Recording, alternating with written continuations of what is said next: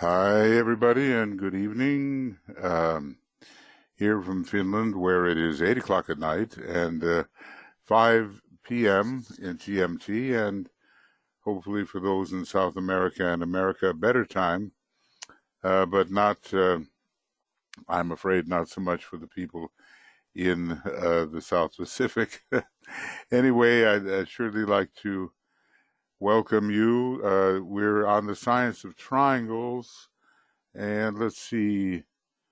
Where are we in this? I think, yeah, we're in program number 40. Is it 47 or 48? I can't, I seem to have made a mistake here. So maybe it's 48. I don't know. I'll find out pretty soon. And with this will be available to you through the good offices of BL on uh, on the Moria, not on the Moria Federation, but on what's it on? Where it's going to be available. Makara. Makara. Makara is on Makara, and Okay. I'm looking up now to see which one it is. It's 48. Is it 48? Okay, thank you all. Yes. Thank you very much. So, look, we have a very interesting subject tonight. Really interesting because we all go through a lot of crises, you know. And if we think we go through crises in one life, well, just think of what it's like in thousands of reincarnational cycles. So, some of the major crises are being discussed here in terms of the zodiacal signs, and then, of course, it's possible to put these things together in triangles depending upon what is your topic. You know, if you want to look at the first, second, and third initiation, you might choose I mean, of course, this is not rigid, but you might choose Leo, Scorpio, and Capricorn. That would give you the first, second, and third initiation. There are other ways to do it, of course. If you want to look at the crisis that involves becoming a group conscious and then finally becoming conscious of the one, you might do it this way. You might say, well, okay, here's a triangle, and it's Leo, Virgo, and I think Aquarius, maybe Aquarius and or Pisces. Either one of those will give the more universal picture. Everyone's going through some kind of crisis. A crisis is a determining point where choice has to be made. And it may not be one of the ones that DK lists, but you got to know. I mean, you know, DK essentially said, look, if you're not having a crisis, why aren't you having one?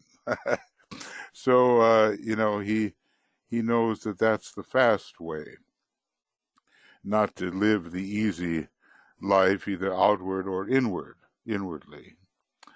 And the old saying is, and it's kind of a joke, but okay, I may have mentioned it before, that the personality loves trines in your horoscope and the soul loves squares and maybe oppositions also.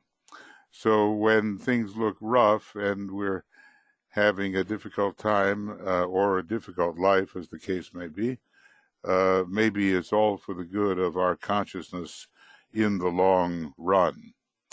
I just want to welcome you here. I can only do it once, as I told you. So when you come a little bit later, you know, there you are, and we're glad for your presence. But hi, Anne and Anne Marie and Annette and Antoinette and Barbara and Brennan and Catherine, Helen, Karen, Mariana, Mary, Nyenka, Sandra, Tia, Zenaidi, and Veronica. Now, there'll be people coming later, but okay, you know, everybody's welcome, right? And over here on the staff side, our gratitude to BL, Joe, and Michael Stacy for helping to uphold us, and Tuya's here with her presence on the staff side, and so am I. So we should be able to you know, get into some, I think, oh, and Risto, hi Risto, you've come too. So some interesting things here. But I just want to begin with the idea that we are tuning in on triangles of many different kinds. Some of them are like 3 zodiacal signs, let's say. Or some of them are like 1 super constellation and 2 zodiacal signs, or 2 zodiacal signs and 1,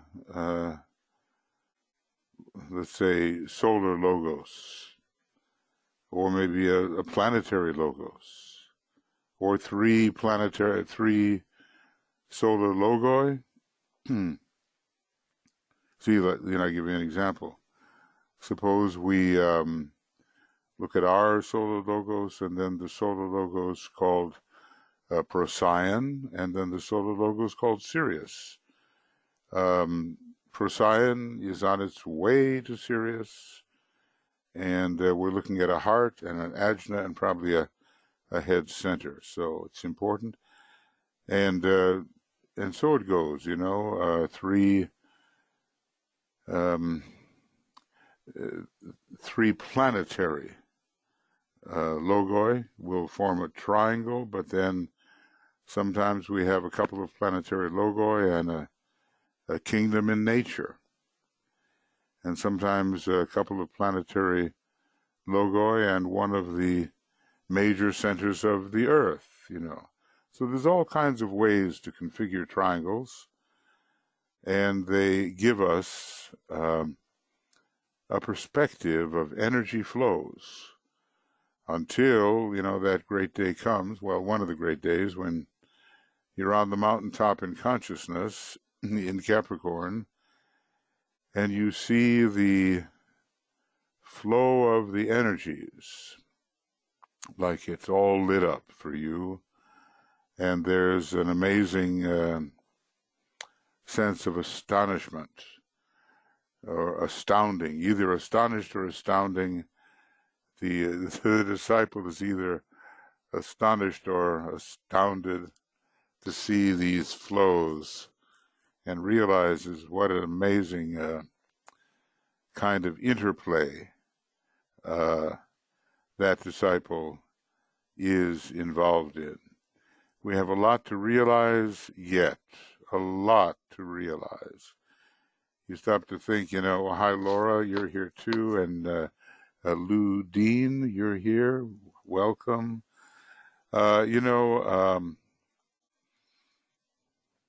Sometimes we think that it's a very long time, the duration of a universe, and it is a very long time, as time counts on our planet Earth, or at least is measured. And Sheldon, hi. Okay, those are issues that we will experience a long time. After the solar system disappears, we're not done with the astral body and the mental body of the solar logos. We have a long, long way to go. But when you think about that, this is the most recent in a beginningless, infinite series of universes, according to the Great Breath. Well, it gets really mysterious. As Aristotle said, infinity is not traversable. At least linearly, it's not. And in this book I'm attempting to write, I hope to deal with some of those paradoxes, because they really are, amazing paradoxes. It's like you just can't even, you say, well, I'm here, but how'd you get here? And you find you can't have gotten here by the normal methods at all. So pretty soon we'll discover there's no time and no space, and no extension, and it's all happening, but it's not happening. There's a lot of paradoxes, but meanwhile we're into the relative world, which is, I think, very important, because every time you have a universe, you have to make it right according to the design on the very highest vibratory levels of the universe. And it makes us all feel like the tiniest of things, but then we are, and so is everything else. What we learn finally is that, well, let me put it this way, everything is the same size. I know it seems crazy to say that the tiniest little atom is the same size ultimately as the universe itself, but that's the way it turns out when you start comparing things to absolute infinity. So I just put a little plug in there for some ways of thinking that help to open up the abstract mind, which we do have to cultivate during the next 2,000 years. So we're looking out there, and in here, our etheric body is filled with triangles. The etheric body of the groups are all triangulated, and of the communities and nations, and finally of humanity, and somehow a mixture of squares, triangles, and circles will cover the development of the etheric body for all kinds of kingdoms that we can find on Earth. So we're trying to, the practical side, like maybe was this morning, where we were at our usual YouTube channel and we're dealing simply with each other in our little triangles and in our own little triangle networks as they relate to the larger network and then to the Buddhas of activity and so forth. We're dealing with that, but here we're trying to expand our mind to know more about what's really happening in a solar systemic and a cosmic sense. So let's hope that something of that begins to dawn upon us now. It's important to have the big picture and the more individual, personal picture, because, we have to be able to handle our individuality before our real group potential is unfolded. But if you keep on removing all the veils, as inevitably happens on the evolutionary arc of any universe, you're going to find out that that your identity, my identity, is much different than anything we've ever suspected. Okay, so I'll get into that now a little bit, and just want to, and hi Anna, you're here too. Okay, well that's all I can do to greet everybody. Glad you persist, It's a difficult subject, and we just learned the ABCs of this. And in around the year 2025, some of the beginning books that DK will be writing will be on astrology. At least he seems to indicate that's the case, and maybe we will understand why, who he is, because there's already a lot of pretend DKs out there somehow writing as if they were in touch with him. What are you going to do? You just have to assess the quality of what you're getting there and compare it to what could only have been written by a master. So, kind of take notes as you go along here. And what I'm going to do, this is, we'll see how far we get. I just don't know yet. We always get less far than I hope. But this is starting with the idea of crises. There are, as I pointed out, we're on page 472, pointed out earlier, 7 great crises in connection with the human being upon the path of evolution. And there are other crises that are not listed necessarily here. Um, Something involves Libra, and another view at Capricorn, and another view of Leo. Choice points, And I remember, reading Manly Hall a long time ago.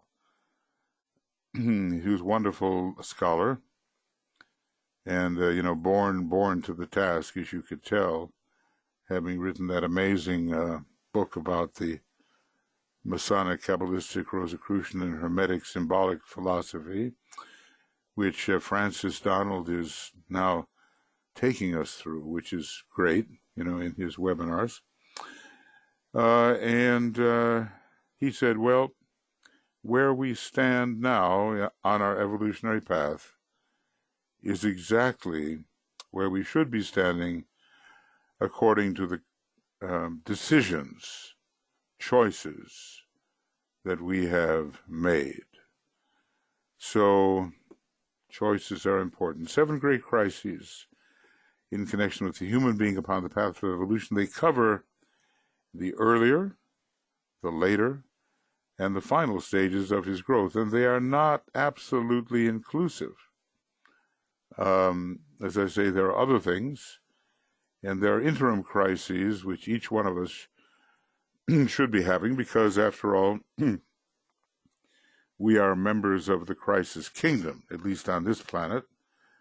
The fourth ray is the ray of crisis, and we're members of the fourth kingdom and the fourth monadic group on the cosmic physical plane, and we should be having these crises and resolve them into the type of harmony which is useful to the divine plan. I mean, you can resolve a crisis in many ways, and they're not all of them good. You can run away from the implications. You can keep the harmony at any cost. You can ignore the struggle that is required of you. There's all kinds of ways of evading a real crisis where you let the inner warrior fight within you, especially for fourth ray souls, and there's going to be a lot of them coming in. So anyway, the earlier stages, the later stages, and the final stages. These, it should be borne in mind, are precipitated through the conditioning energy or influences of 7 great constellations, and let's consider for a moment what they are, the crises of the soul. So we have the crisis, the quality, the constellation from which it comes, and the cross on which we find it. It doesn't mean that if we have a crisis occurring on the cardinal cross that we are necessarily liberated beings, because all these crosses work on different levels, but are most essentially characteristic of a certain level. And we'll see that right away with the cardinal cross, Okay, so the very first crisis for a human being, whether or not the solar angel is involved, it wasn't necessarily involved on the moon chain, nor was it necessarily involved in the previous major solar system, but it is now. And, the taking of a form, of a periodical form of flesh. And, of course, they were huge forms in the old days, as we are told, huge tabernacles of clay. There were probably days in which instead of taking your cat or dog for a walk, you could have taken your rather formidable dinosaur as a walk and still told it to behave. So we had really huge human beings at the time, huge, 60 feet, and in Atlantis maybe more like 30 feet, but in Lemuria, just huge. Now the quality here is individualization, or a gradual coming to one's self, or to recognize that one stands apart from everything else that is perceived and that one does have a center. The constellation involved is Cancer, providing that vehicle of substance out of which, through which the newly made soul can express. And let's not leave Cancer alone there. Let's say how important Gemini and Leo are also in this incarnational process. This relationship between the higher and the lower pairs of opposites is coming in through Gemini, and the shining forth of an individualized center is a very Leonian thing. And the cross is the cardinal cross. You know that. Now, take advantage of the opportunity to learn a little esoteric astrology here, because it just so happens that the most continuous presentation on triangles is given in the Esoteric Astrology book. But also we're very grateful to Starling Hunter, who has, I think, done more somehow work on triangles than anybody I know. He sent along some compilations and things that he's used, and he does have a sort of a magnum opus called The Compass of Light, and it's on the Great Invocation, and so you can write him and maybe obtain what he has done so far on that. But he's a real scholar, and he's worked very hard at these things. So anyway, the crisis of incarnation, sometimes we are told that it occurs in Cancer, which it does when considering the mass of human beings who are individualizing. But it also, we're told that the very first truly singular incarnation that anybody, any one of us may take, is done in the sign Pisces. Go forth into matter is the sort of the key mantram there. So that took place a long time ago, but now naturally we're trying to incarnate the soul fully, and we're trying to incarnate the triad fully, and we're trying to eventually incarnate the monad fully. So this crisis of incarnation is always with us, and wherever there's a vehicle through which we are operating, a temple of Solomon, temple of Ezekiel, the tabernacle in the wilderness, rough and crude, the sign Cancer is always suggested. Okay? Now, the next crisis we've got here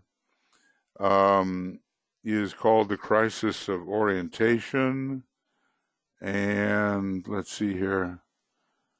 We're constantly building up this egoic lotus, and there's a sense in which some of the petals begin to turn in a different direction, some of the circles of the petals.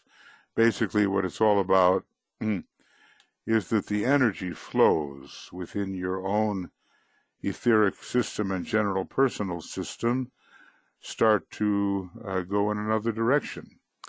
At first, the higher energies come in and pass right through the higher chakras and anchor themselves in the lower chakras and feed them. But later, these higher energies do stop at the higher chakras, and they also begin to draw up the energy which was localized in the lower chakras.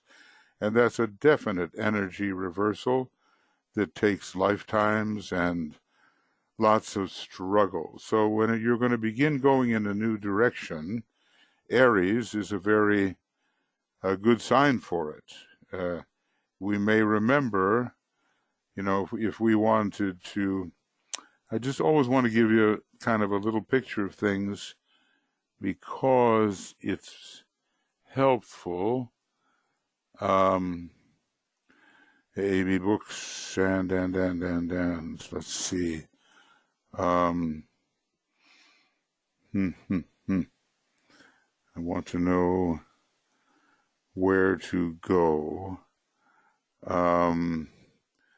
Yeah, the reversal of the wheel. Well, okay, I'll tell you what, maybe 590 something. He kind of deals with different constellations related to the rays, and he tells us, yeah, well, maybe more towards page 60, because he doesn't seem to have everything here the way I'm used to seeing it. But what we want to understand is that Uranus, the planet of reversal, is very powerful in the sign Aries. As a matter of fact, it's the hierarchical ruler, and it means basically going in another direction. So it looks like I'm not, yeah, there it is, okay. Oh, no, those are the comparisons. Comparisons. And here we go. Yep, this is what I'm looking for. Notice that the highest of the rulers of Aries, talk about triangles, right? All of these have a lot to do with the mind, concrete mind for Mars, and various types of mind for Mercury, and then finally the higher occult mind for Uranus. So this triangle will be a triangle of the mind, but we don't have to look at every triangle. Uranus is the planet of reversal. So if you've been going along in one direction, which is very sort of traditional, what you'll find is Uranus comes along and says, this is your archetype, and this is the direction you should be going, and everything kind of turns upside down and backwards, and then you're caught in this, some energy is moving in one direction and some in another, and a lot of us are going through that. We have not broken free and broken clear of the energies which are moving in the lower, to stimulate the lower chakras. That takes a lot of lifetimes. So Aries basically gives you the chance to start turning in another direction, you might say, and to begin to become aware, as it happens in this second tier of petals, 4, 5, and 6, to become aware of a new way that the chakras can respond. Now, the chakras are divided into various aspects, and there's kind of an outer level of response and a very powerful, finally, inner jeweled level of response. And we're beginning to move towards the higher spiritual, divine level of response when we reverse the wheel. Now, what that means is that we're going to begin, finally, to respond to the higher of the pairs of opposites. In the circle of ignorance, the hall of ignorance, 1, 2, 3, we may be smart enough and responsive enough, but we're not aware of the soul level of the opposites. And finally, when we get into the 4, 5, and 6, we become aware of the higher level of response of the opposites, and a reversal takes place, and the energy starts moving in a new direction. At least when we have a sign, an energy, we begin to appropriate the higher parts of that particular energy. And as aspirants and disciples in training, we should right now be in the process of doing that. So Aries makes a lot of sense. You're heading off into a new way of going. And, sometimes I have a feeling this takes place in the 5th petal. You enter like a tremendous egotist, and you pretty much only see yourself in the middle of your field of consciousness, and the world revolves around you. And then comes the big battle between Scorpio and Leo, and your tower falls, in the tarot, the crash tower, the blasted tower, until you've been humbled enough in the last part of this long fifth petal process to begin to be an aspirant. And there's another kind of little triangle, there is the egotist, the struggler, and the aspirant, until finally, when it's entirely open, you can take, and it does indicate that you can take the first initiation. Now, what about the crisis of initiation? Okay. Well, what have I said here? It's not listing here Libra and Scorpio, which also gives crisis of the soul along a different line. Well, okay, Scorpio being such a fourth race sign, and even Taurus, let's struggle, be undismayed, and Libra definitely presents a kind of crisis, but we'll get into that later. Now we have, how did he call these, sort of the seven great crises in connection with the human being upon the path of evolution. So this is very general, and everybody has to go through this, right? Okay. So now the next one is maybe more familiar to us, because I can see where the drama of reversal, and by the way, reversal of the wheel, it says decay, can also occur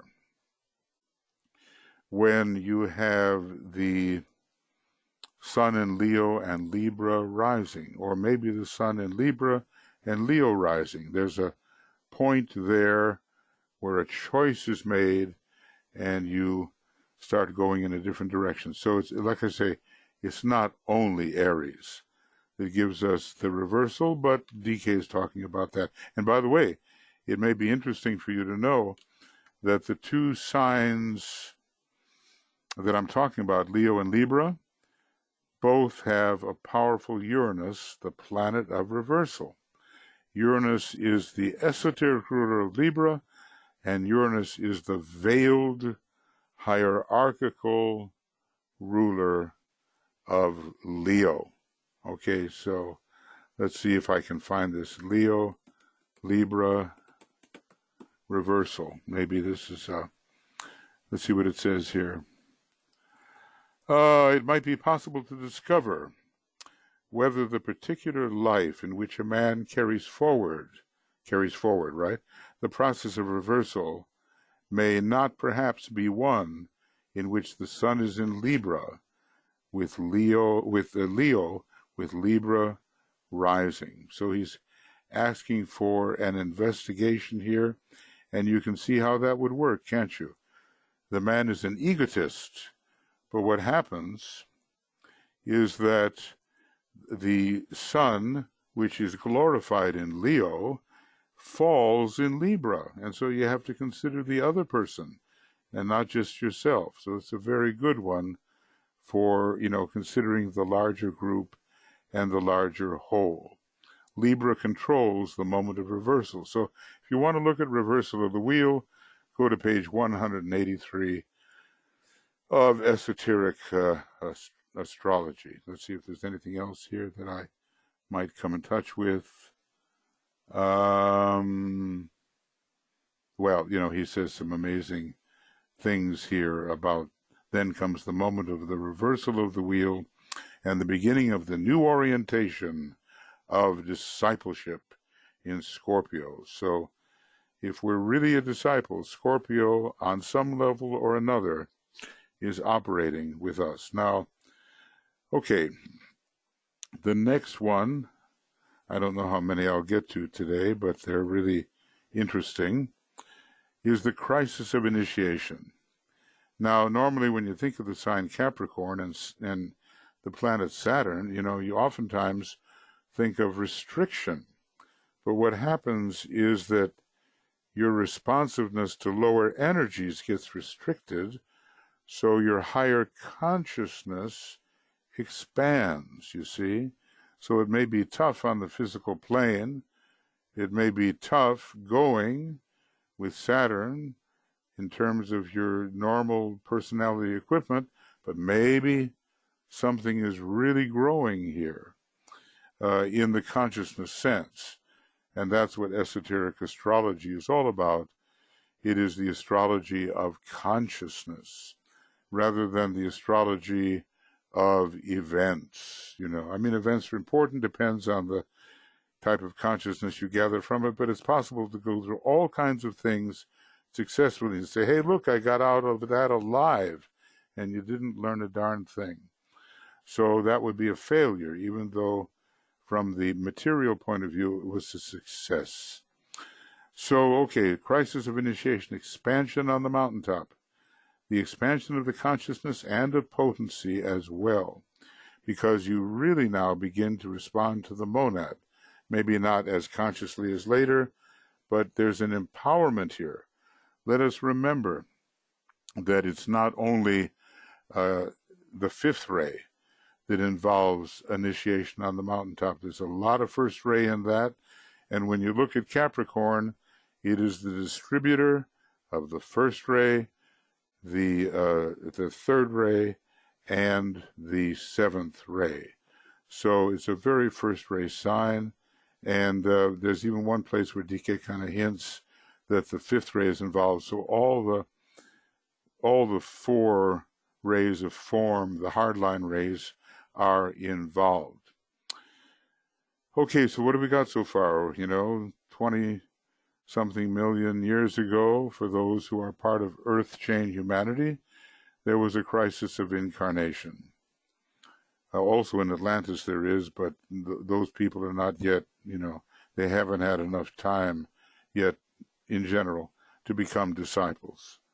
Then you reach, after millions of years, a point at which you are satiated with fulfilling the desires of the personality.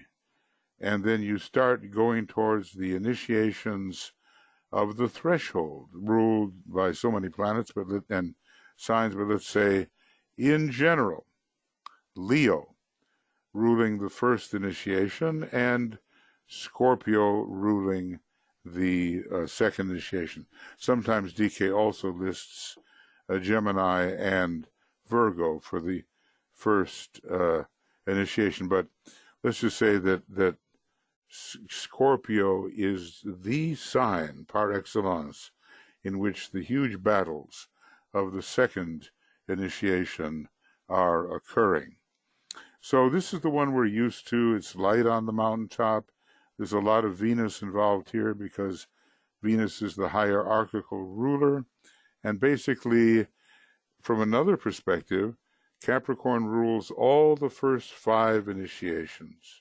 So maybe he wants to look at this generally and say, well, it's not only the 3rd degree, we're dealing with the first 5 initiations here, where Capricorn is somehow always present in some way.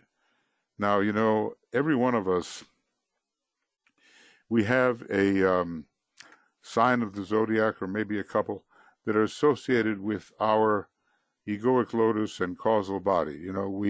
We are souls on the higher mental plane, and on the higher mental plane, there is a kind of astrology of your causal body and of your egoic lotus. So, we're not so much in a position to know what those signs are, but maybe people can start to intuit that, and Foster Bailey hinted at that. I think it was in the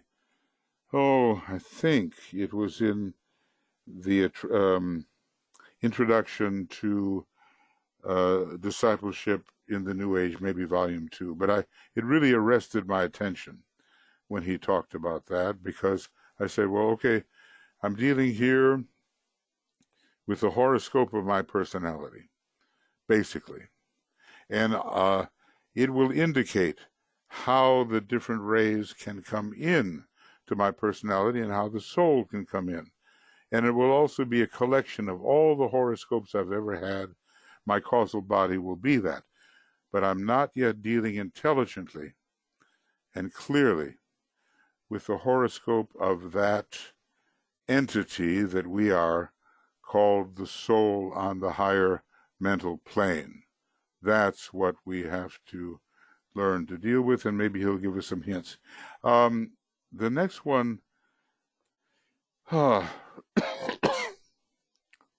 this is a tough one.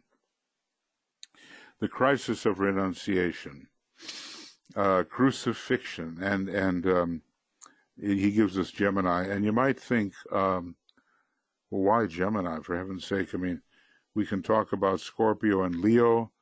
Leo is the brilliant causal body, and Scorpio is the destructive force which undermines that causal body, or even Vulcan that helps shatter the causal body. There's a lot of signs that can contribute to the crucifixion. Although I must admit, in the Sabian symbols, there are some very interesting images in Gemini that have to do with, with driving the nail in. But in general, Gemini is a very second-ray sign. Got a little bit of the third ray in it because it is the third sign, and and one of my friends says, well, really, DK says it's the head of the cosmic Christ. Okay, and another friend says, put Gemini on top of Orion because Orion doesn't have a head, and Orion is the cosmic Christ for us, and the head is Gemini, and they're both very located near each other in space. So anyway, Gemini's connection with the second aspect of divinity and the love aspect, implicating the heart, through which the fourth initiation is experienced. You know how it goes: sacral center, first initiation; solar plexus, second initiation; ajna center, third initiation; heart is the fourth initiation, but the heart is growing all the time. The two planets involved in the fourth initiation are Mercury and Saturn, in relation to the Earth with its cross as the symbol of crucifixion. And with Gemini, there is a tearing. Oh, we see it happening all the time. It's such a fight between the opposites, a tearing or rending process. The pairs of opposites are pulling in two directions, and man must leave behind the lower of the pairs of opposites. Very painful. And they used to have a form of execution where it's a horrible thing, but it's kind of related to Sagittarius and Gemini, where they tied your arm and your arm and your leg and your leg to 4 horses and told the horses to ride off in different directions. So, you literally get torn apart there.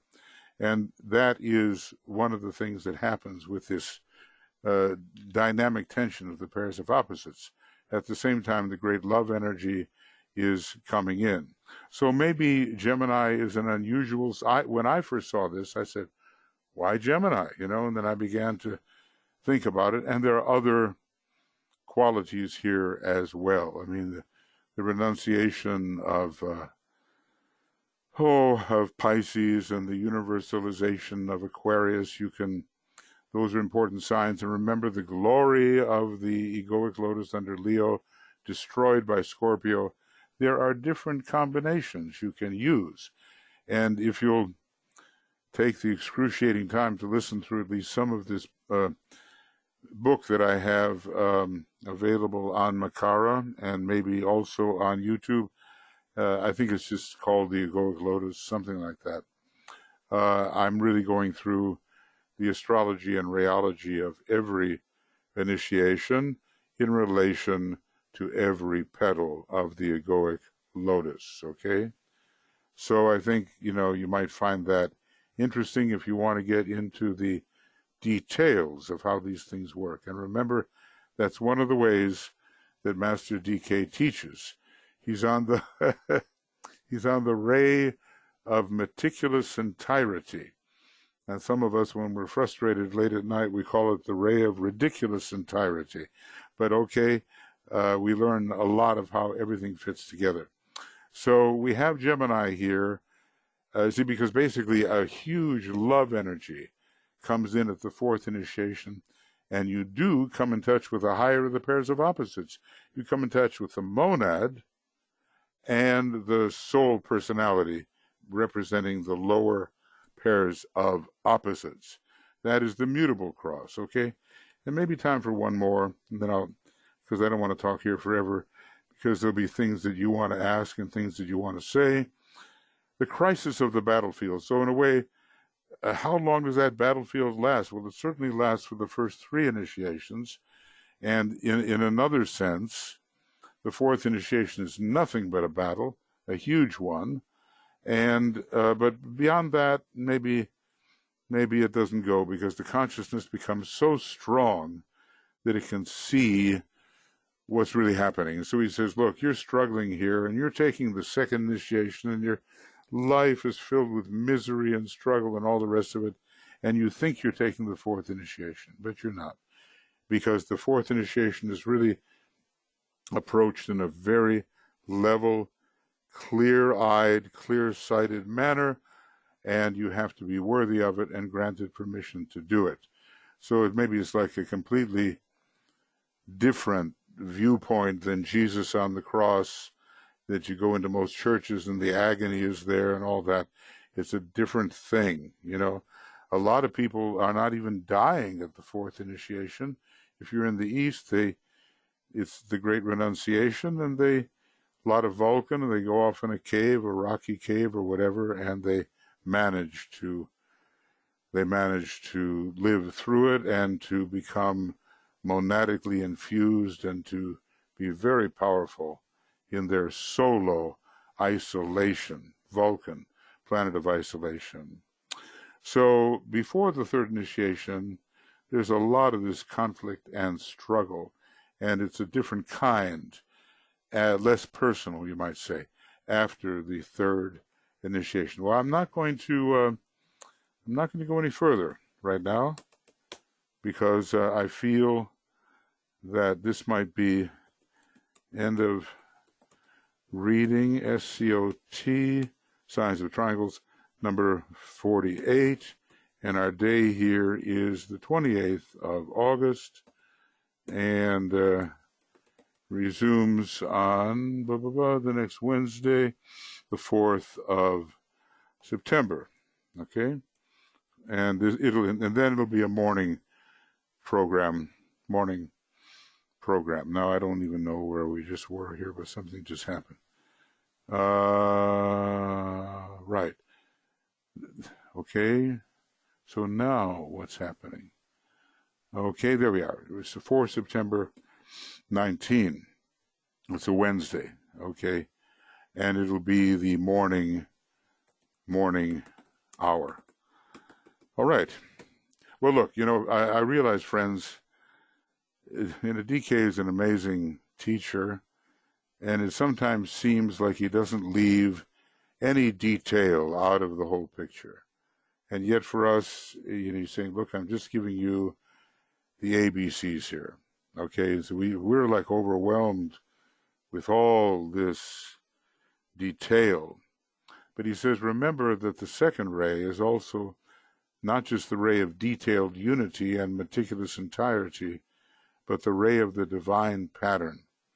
And what we should be seeing is all these different patterns of squares, stars, triangles, that kind of thing. Six-pointed stars, they get rarer as you go on.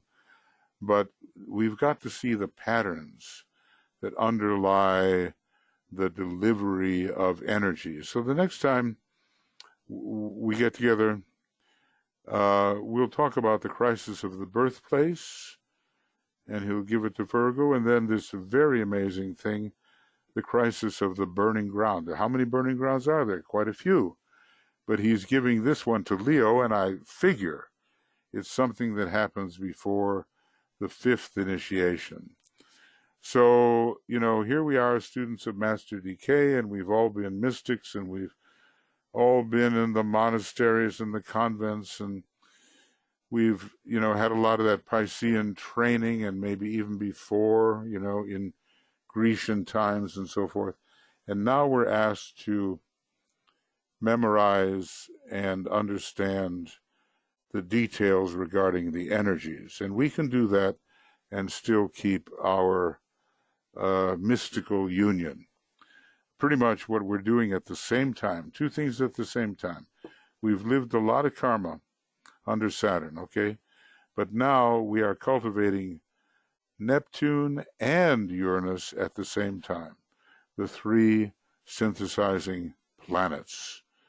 And there's a lot of cultivation to be done there, showing you the, I'm sure you've seen this, but let me just see if I can get anything out of this. I don't know. These are the ones the two you made. They're excellent. Well, here we go. This is Greater Saturn. This is esoteric Saturn with all of its amazing geometry that you could think about long and hard. And here are the two planetary tendencies not articulated, so we really know what's going on there. There's no geometry there. It's just a generalization. Here's the occult mind, and here is the identificatory mystical mind, and the two things have to go together. And that's what we're trying to do with our two curricula, like, the curriculum of the Mahamaya, which is everything that seems to be happening, and the curriculum of being, which is the search for the one great reality. Okay, so on and on. And, watch out for Gemini, on and on. Told you that one, didn't I? Recovery program for children of Gemini parents. They really need it, It's called On and On. All righty. I didn't have Gemini parents, but my children, unfortunately, have a parent with a lot of Gemini. Okay, so your thoughts, anything you want to ask or say about this. It's okay. Sorry, Ishtar. Sometimes it's tough. Sometimes I can't even log in. I remember just chasing around and say, well, can't have a webinar here. I can't even get in the program. Because whenever they improve things, it takes a couple of weeks before you know what they're doing and before they know what they're doing. So everything's going to be fine. Thanks for being here. Okay, your thoughts about these crises that you may recognize that you are going through. Are you, from what we've got here, probably it could be the birth, but, some very sincere students of DK who stick with it, they probably have gone a bit beyond that. The crisis of the battlefield, I don't think anybody here is going through the crisis of the big renunciation, but there's a lot of little ones that one does. The crisis of initiation, one may recognize that 1, 2, 3 along the line. As far as the crisis of orientation, it took place a long time ago. So you are already reoriented and toward the spirit. But on the other hand, you can further orient yourself towards the monad and not just the soul. And you have to understand symbolically what the crisis of incarnation might be because you've taken that and now you're in the reincarnational cycle, but you might be trying to incarnate the egoic lotus, the spiritual triad, and even that the monad should walk the earth as it does for the masters. You might be trying those kinds of incarnations. So anything you want to say about this or ask, the floor is open.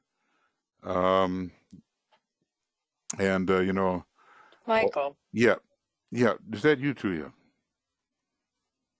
Yeah, I was just thinking, not going into that so much pondering upon the word crises, because there are crises all the time.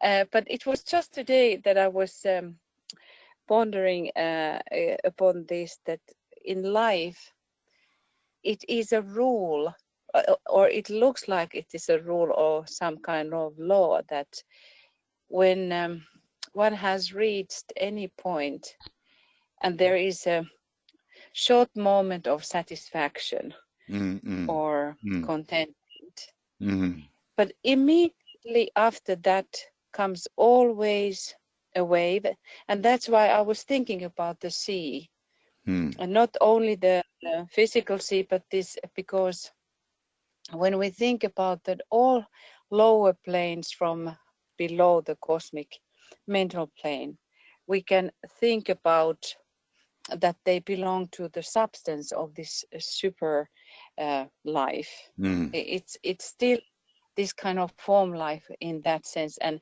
we are in the matter Hmm. Yeah. long time. We are cosmic physical plane, so that's why like the waves of the sea is telling so much about the life, Hmm. that it is continuous waves. And I think it's the art of a life to understand that movement, that the life will never stop. Hmm. And whatever it is, it will come this low, how it is called, this what moon makes this ebbs and Ebbs and flows. flows. Are they? Ebbs and Yeah. flows. Ebbs and flows. You know, So that's why there is. Yeah. Go ahead. Go ahead, please. so that there is this kind of movement, and to realize that it will be like that all the time. And I think that the older we become, we realize that it's wisdom not to respond to any of those lower vibrations. It just belongs to life, and just to stand still in those moments and let this crisis work within. And that will teach us to stay in life Yes. calm, Yes. Yes. As a matter of fact, just calm, because you're talking in a it way will. just like there's a fourth ray thing that St. Paul was involved in, and some of the others, and it has to do particularly when people have a very strong fourth ray, and it says, having done all, to stand. And it has to do with a key word of the fourth ray, which is humanity's ray. It has to do with steadfastness. Having done all, to stand, you see, because you know how the fourth ray is at first. It's just all over the place. But then finally it gains Right. stability. I just wanted you know this one. Look, this is Brutus from Julius Caesar by Shakespeare. There is a tide in the affairs of men. Of course, you could say wave, okay? There is a tide in the affairs of men, which taken at the flood, that means the high point, leads on to fortune. Omitted, all the voyage of their life is bound in shallows and miseries. It's fantastic statement about Right. learning how to take the wave. And you know, there's also this interesting thing about the surfers. They want to go out on the day when the big wave comes, but sometimes they can ride the wave. Sometimes there's a shark in the wave. Sometimes they're crushed and hurt by the wave. So, you know, all of those things are operative. And remember, too, I mean, you know this, but look, matter is water. And Yes. we're talking about the systemic astral plane here, and we're talking about the cosmic astral plane. And obviously, they are oceans. They are oceans. And there have to be these great waves. Now, remember, too, what did he say about Sanat Kumara? Every day, color and sound is crashing on the shores of the earth. And that he Yeah. calls it the great ritual of Sanat Kumara. So this whole idea of the waves is a very, very important one. And so thanks for bringing that up. This is Brutus, you know, Thank you. Shakespeare is wonderful, you know, he's so fourth ray. You know, when it comes to my son-in-law, I just know we were in the Globe Theater together, and it's just like going back 400 years to talk to him, and you know, it's all that fourth ray stuff that took place in those days. Just imagine how wonderful it would be to have a playwright like Shakespeare or whoever he was, writing for you spontaneously so you could do the next play coming. I think fantastic. Okay, well, thank you for that, for those thoughts, Tuya. Other thoughts about all this? Thoughts, questions, whatever, Having a nice crisis? I hope so. I manage to dig one up every once in a while here. Some are spiritual crises. Some are physical and personal crises with spiritual implications if you handle them right. Some are just crises of physicality and events, and they are just on their own level. The ones we're looking for are the spiritual crises. So, go out there with do you need a magnifying glass or a telescope or binoculars? What do you need? There's a crisis around the corner just for you. I know I'll get it later tonight when I review what I've just said.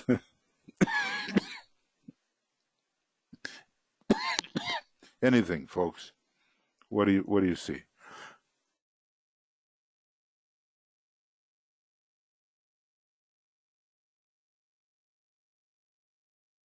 Is there anything? Star has a question that she put in the question box. She does. Thank you. I thought it was from before. Thank you, Michael. Is the crisis challenges of personality flaws? That's certainly one kind.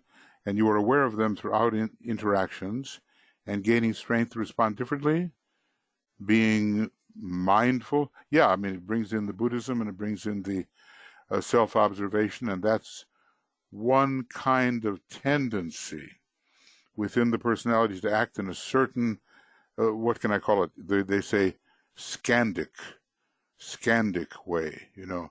In India, there are these, they call them skandhas. They're like skeins of thread. They come from the past and they carry over into the present, and they have momentum in them.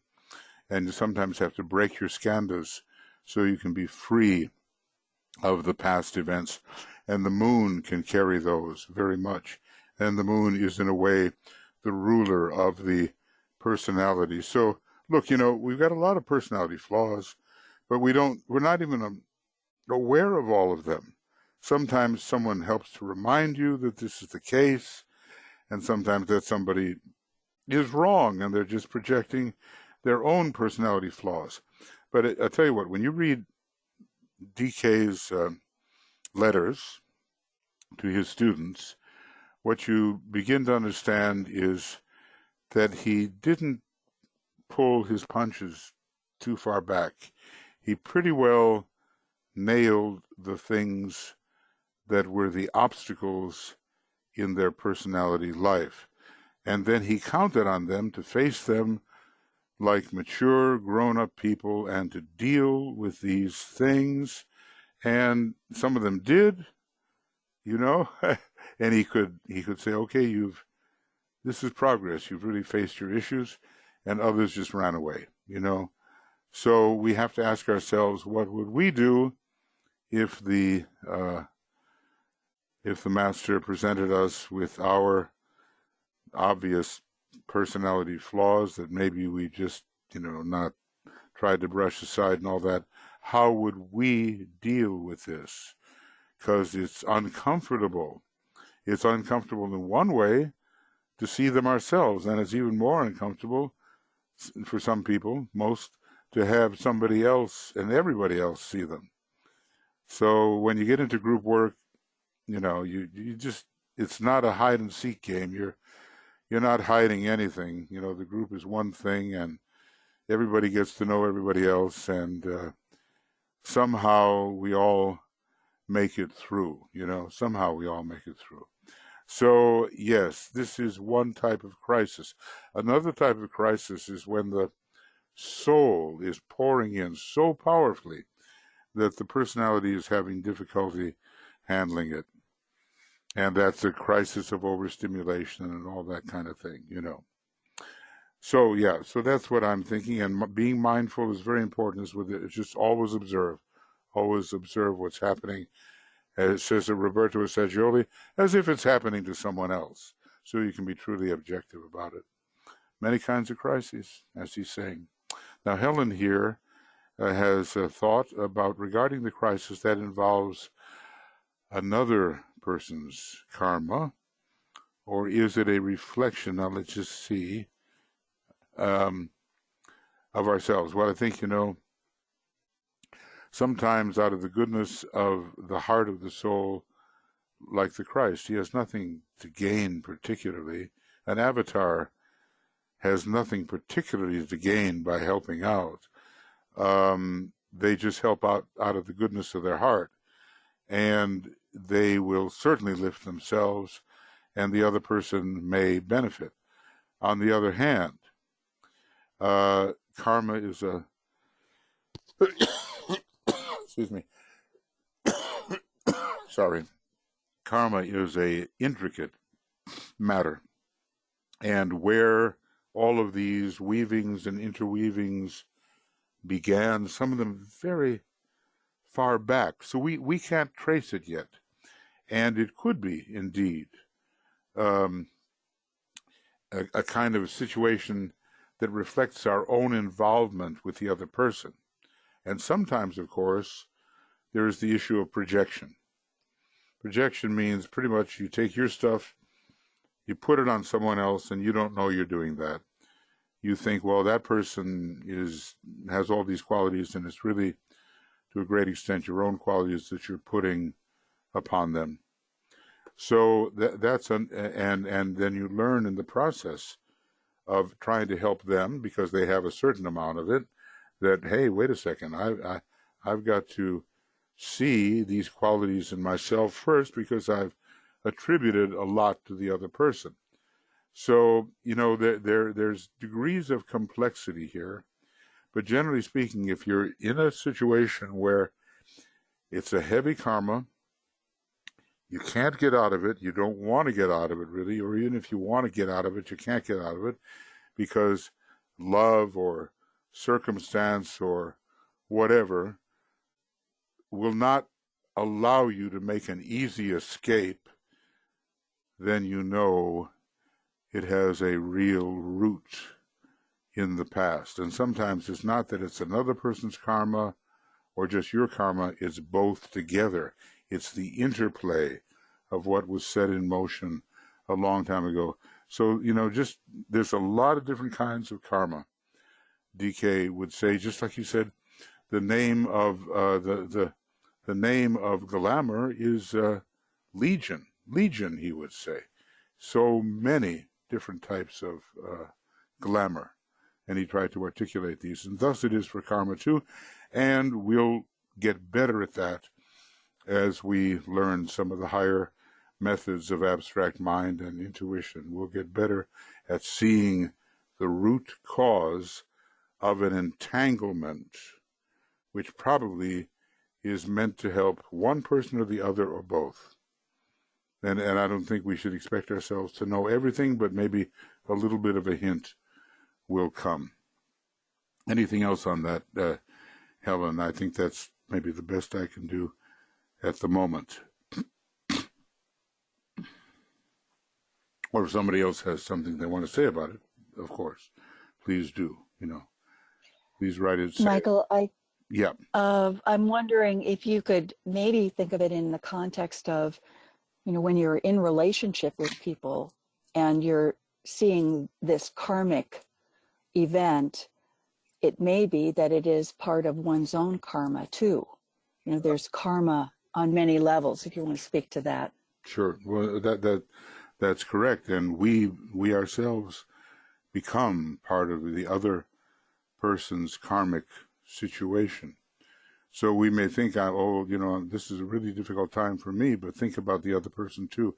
Mostly with karmic situations, I have seen an interaction and a both and kind of thing, not just one person or the other.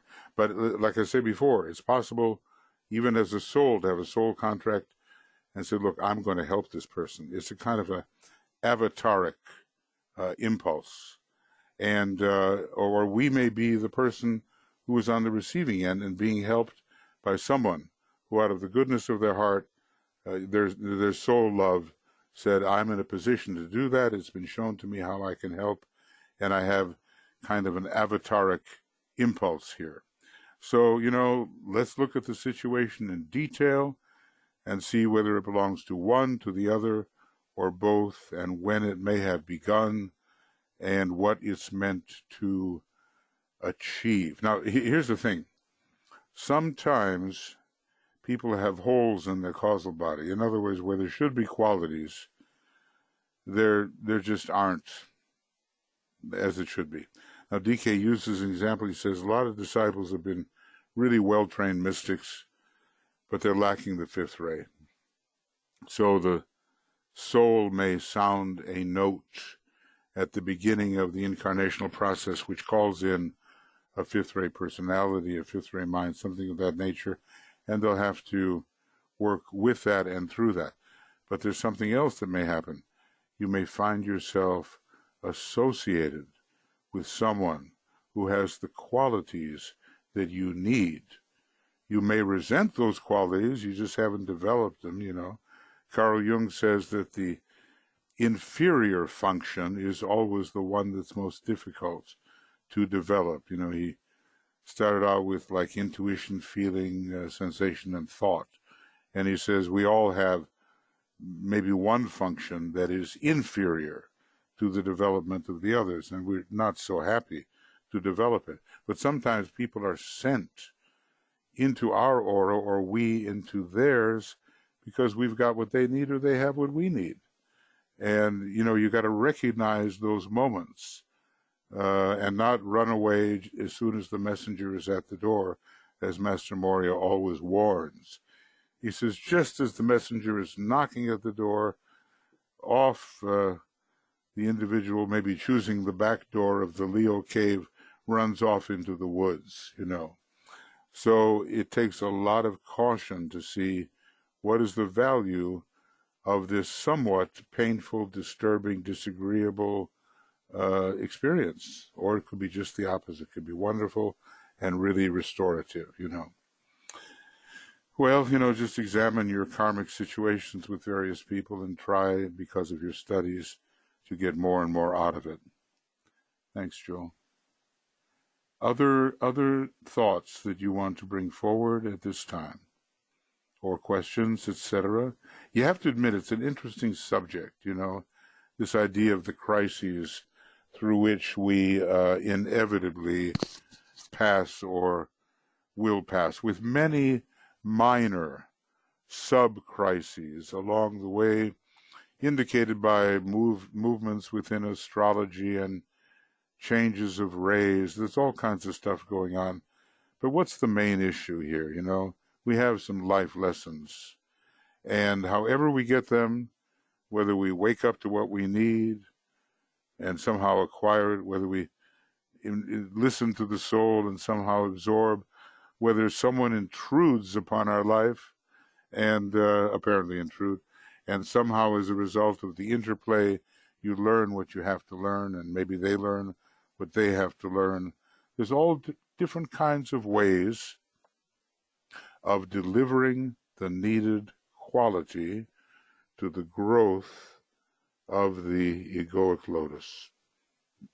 Many different ways of delivering the quality that is needed. And so you say, what do I need in my egoic lotus here? What do I need? And maybe you are smart enough to figure it out, and maybe you can figure out from where it's coming. And so then you learn to respect those sources, even though they may not always be pleasant. Does that make sense? At least it makes sense to me. Okay, anything else, folks? Anything else? Trying to look at this, there's a large zodiacal issues going on here, and there's ways of finding triangles here, and you can combine a lot of these in sequence, zodiacal sequence, and you'll see how to move through the first, second, and third initiation, second, third, and fourth, third, fourth, and fifth, just by the planets you put together and the signs you put together. But let's not overestimate ourselves, because remember that DK told us that the esoteric groups are the most glamored of all the groups. Okay? The most glamored of all the groups. So, lest we leap to conclusions that seem to inflate our status, let's be cautious. I just read some, terrible nonsense from Master Kuthumi today. It came from somewhere. And I'm just shocked that the person who's writing this doesn't recognize that this is coming from her own subconscious mind. But the discernment we need now, because we're at a transitional phase where Master DK is going to write the third installment of a series of bridging treatises.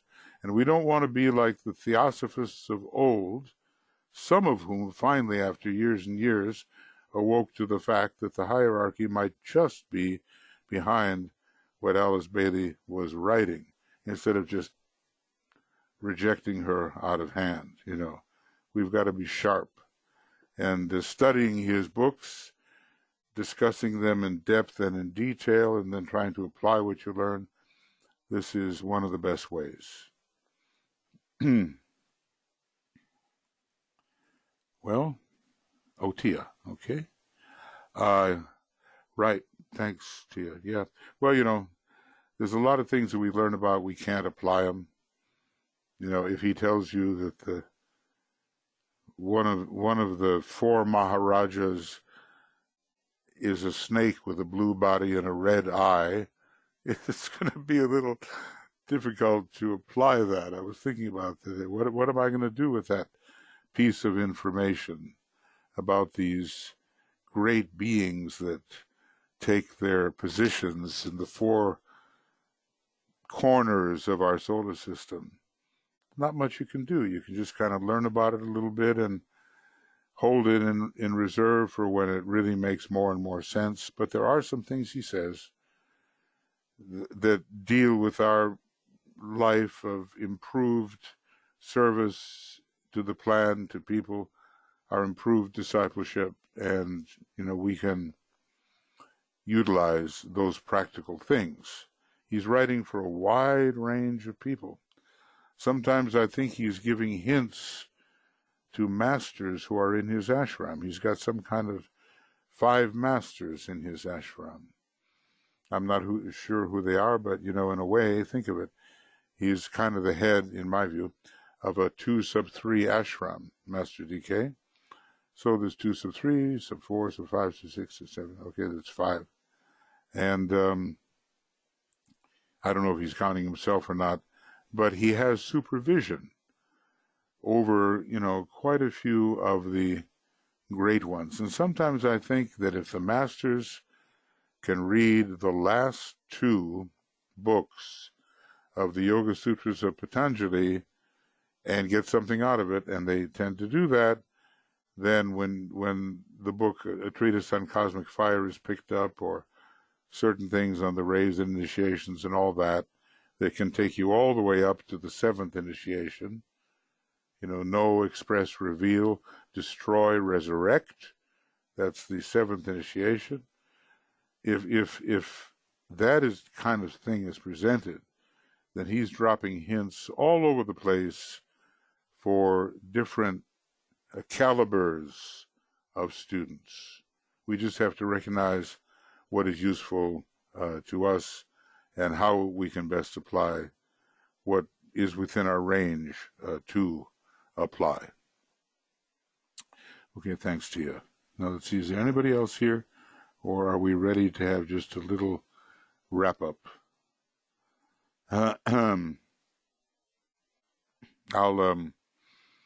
Let's see, what have we got coming now? Tomorrow, on the Ask program, it'll be, I think we're on the morning schedule, Soul of No, reappearance of the Christ. That's it. And then on Friday, we have our Glamour webinar. It's on the morning schedule. And then, as usual, Saturday and Sunday, Soul of Nations with readings from the Destiny of Nations of the Nations. And also, we have the attracting financial resources for hierarchical purposes. You know, look, Tuya and I try to keep this going and going and going, because we know that among what we're offering here in the Ask program are a lot of the meditative approaches that DK said were very important to continue. He gave us 2 solid meditations, reappearance and the money meditation, and he also said the triangles work is work that must go on. He wasn't, pulling any punches there. And when it comes to glamour, we're in the thick of it.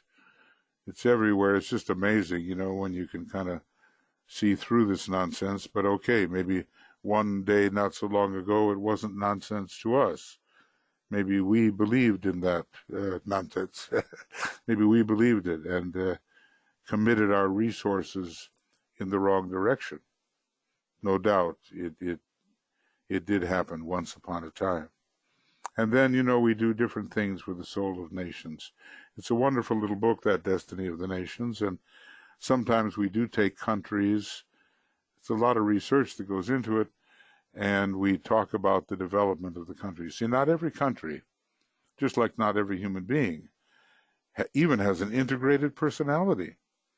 There's a lot of countries that are working on just integrating their personality, yet alone having that soul substance really begin to infuse it. I think countries have soul moments, great moments when the soul descends and somehow passes through. They also have moments of rebellion when it doesn't look like you can see the soul in sight, So watching that dance, that karmic interplay between the higher and the lower of the pairs of opposites is very interesting when you study the nations. What is the literacy rate? How many people really have an education? All of those things are very potent when it comes to what is the status of a nation in line with soul expression. And remember, we may be talking about 14 new esoteric schools. 7 of them will be preparatory and 7 will be advanced, but later, every developed nation will have its own esoteric school, and that's something towards which we can really work. It's very exciting, and 2,000 years of the Aquarian Age, there's no telling what we might be able to accomplish if we stay on track. Okay, final call. Okay. Well, I appreciate your presence, and let's just make it, easy here. Not a big, because we did this morning, and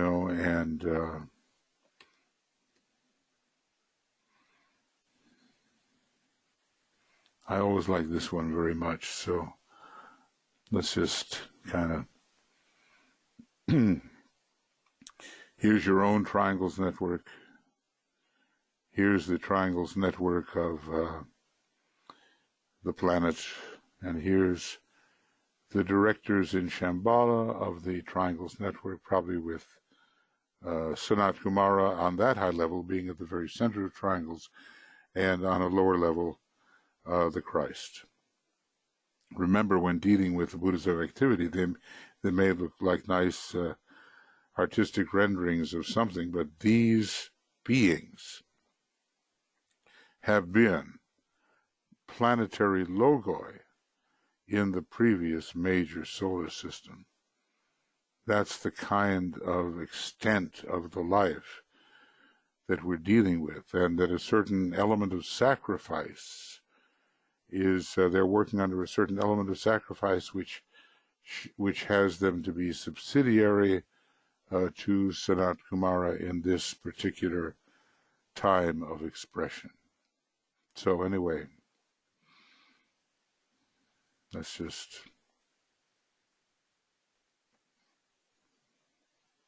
think of all the triangles within our own etheric system.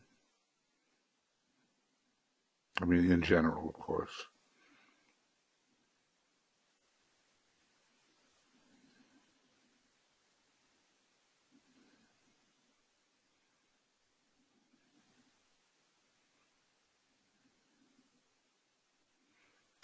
And the many triangles now forming between interested, spiritually inclined people, so that we have our own little networks of those to whom we are related in triangles.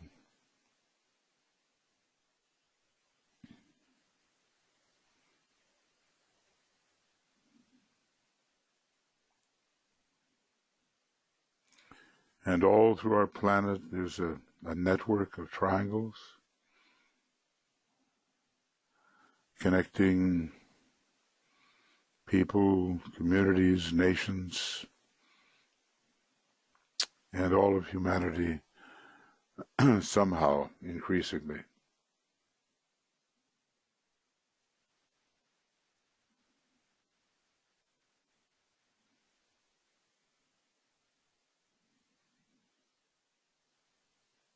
But the planets are connected too. There's all kinds of important triangles, not just within the planets, but between them. And that could be an exercise we undertake to note some of these significant triangles, maybe especially the ones that are including the Earth, like Venus, Mars, Earth, or Mercury, Venus, Earth, that kind of thing, or Vulcan, Mercury, Earth,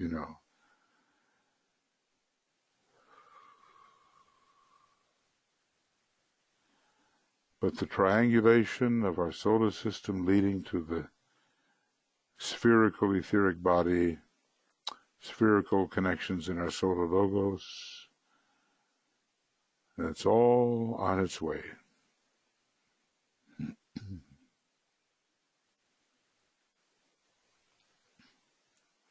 And our sun connected with Sirius and Alpha Centauri, or Sirius and Procyon, and there's a number of these solar triangles. We can't have too much to do with it just yet, but it's very interesting.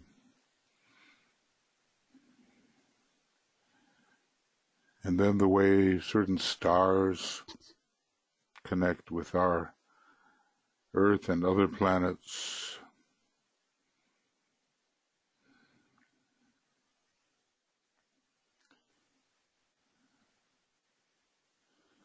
And how these constellations relate to suns and planets, other planets, and how they relate to each other. DK has given you 7 big triangles that bring in the rays. Aries, Leo, Capricorn, first ray. And on it goes.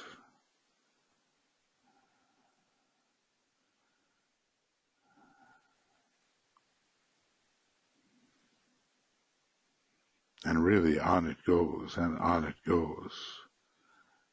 Although we can't know anything about it, maybe the masters do a little. There are going to be triangles between galaxies. We already know there's a tremendous relationship between our Milky Way and Andromeda. All we need is another one, which no doubt exists somewhere. And on it goes.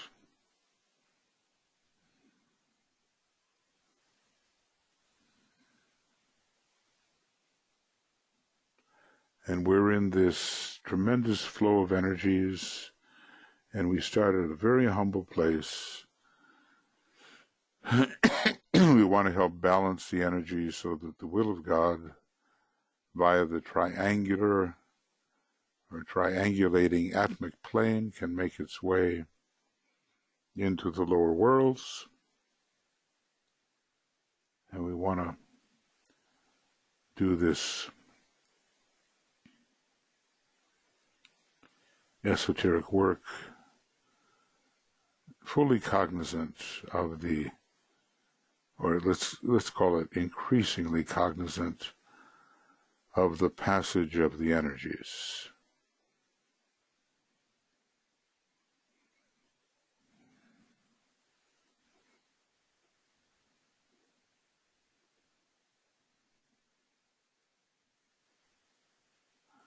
So we're in it, whether we want to be or not, and hopefully we are in it consciously and not just unconsciously.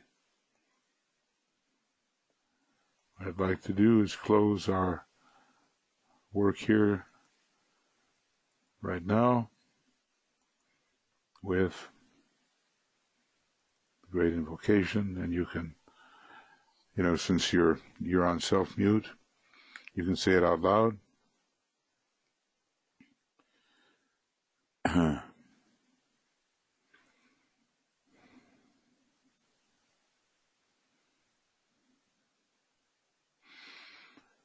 From the point of light within the mind of God, let light stream forth into the minds of men. Let light descend on earth.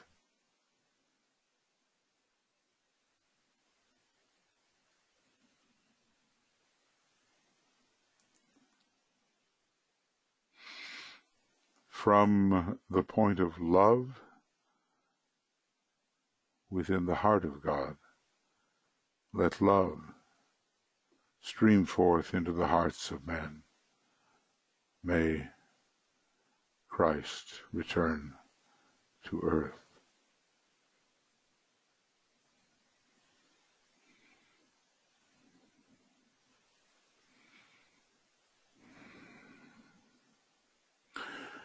From the center where the will of God is known, let purpose guide the little wills of men, the purpose which the masters know and serve.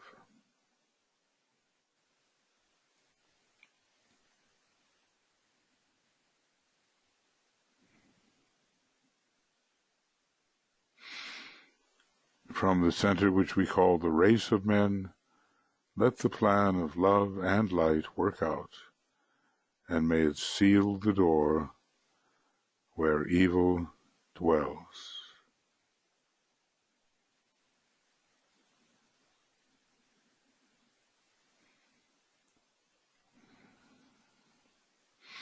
Let light and love and power restore the plan on earth.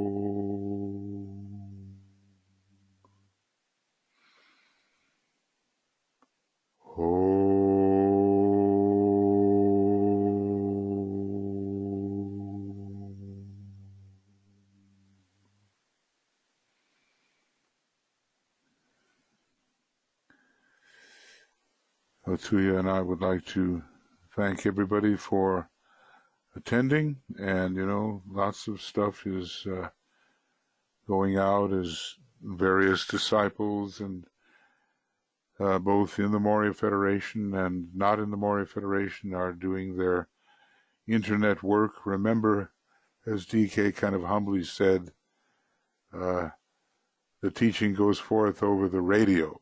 Well, we've got our radio all right. And you can tune in on any number of illuminating processes and benefit from them. So just go to the Moria Federation website, and some of these are listed, and you can find out easily what might be available. So lots of love, many blessings, and tomorrow it's the reappearance of the Christ meditation, that staple meditation to be done every Thursday, Jupiter Day, Second Ray Day, and we try to hold to that. So glad you're here with us, and this will be converted and put on Makara as soon as may be possible. And then please, if you wish to go over some of what we did, you can listen again or not, and tell your friends about it, that they can also hear if they're interested in these subjects. So we'll see you before long, and bye for now.